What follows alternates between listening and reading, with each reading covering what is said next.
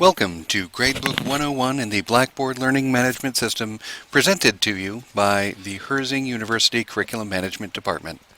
Today we will learn how to add a graded item in the Blackboard classroom, how to add an item in the gradebook without placing it in the Blackboard classroom, and how to order the items in the gradebook and verify our Herzing University class has 1,000 points. First, we'll start with adding the graded item to the classroom. To add a graded item to the classroom, first we click into the classroom area. Once we are inside the classroom area, you will see we have the Assessments button up top, and that we have several options here.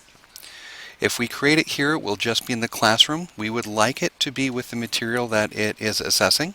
So we are going into the unit and we will create it there. You'll notice that once inside the unit, we have the same menu up top. We have the assessments of the options that we have. The two most common are tests and assignments. When you create a test, you'll be manually entering each question and answer. For this example, we are going to do an assignment. An assignment in this case is flexible enough to include presentations, programs, papers, or anything that the student needs to submit any sort of artifact for through the Blackboard classroom. When we click the assignment, we are taken to a new page where we can build the assignment. The first section allows us to give a descriptive name.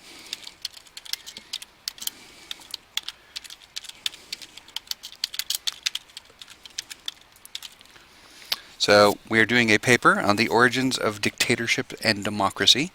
Always try for a minimum naming convention to have the topic and the type of assignment. So in this case, Origins of Dictatorship and Democracy paper, rather than just saying Unit 1 assignment. Now for the description, we want to make sure we are descriptive both of the subject matter, but also be clear about the requirements.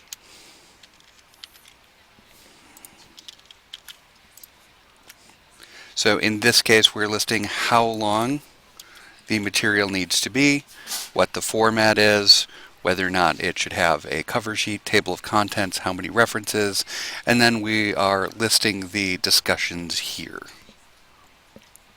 of what they need to write the paper on. Section 2 would allow us to attach files. If we wanted to attach the description here, we could do that as well. Section 3 allows for due dates, but is not required. Section 4 is the grading. This is where we put the full possible points, and we can also attach a rubric here.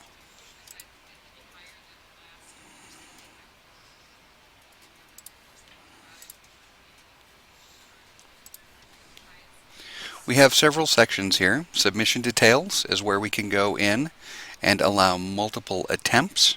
Grading options allows us to select anonymous grading, so it's grading without seeing the student's name or who the student is, or delegated grading, so say you wanted several people inside your classes who are not teachers to give an independent evaluation. You can set that all up under grading options.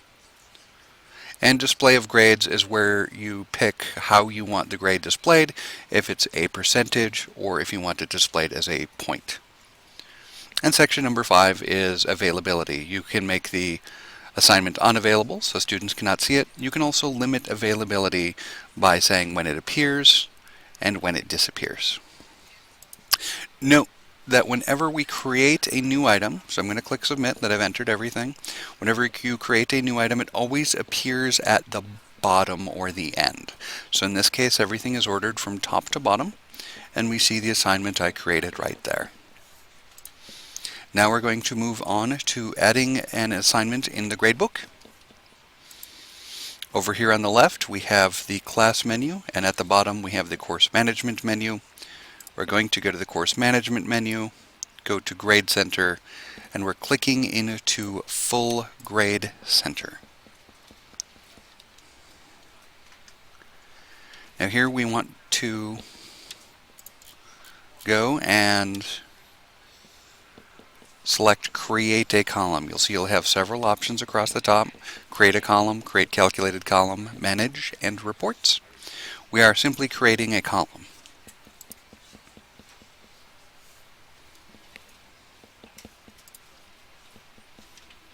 Now we have a very similar menu to what we had before. We have the column name, again be descriptive so that you know what it's referring to. We can have the description of what's required here. Your primary display that we talked about, whether you want score or percentage. Note that for the students, only what you have in the primary display displayed in My Grades. Category and points possible.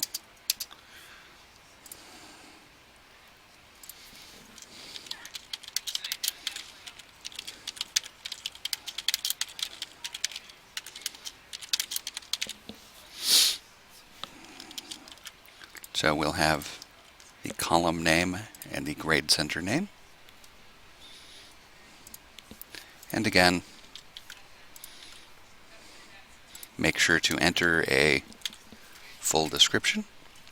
We could also add a rubric here. We can list the due dates here.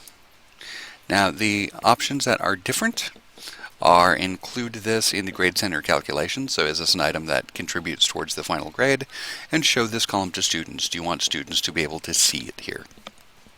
Once you've entered all your information, feel free to hit submit.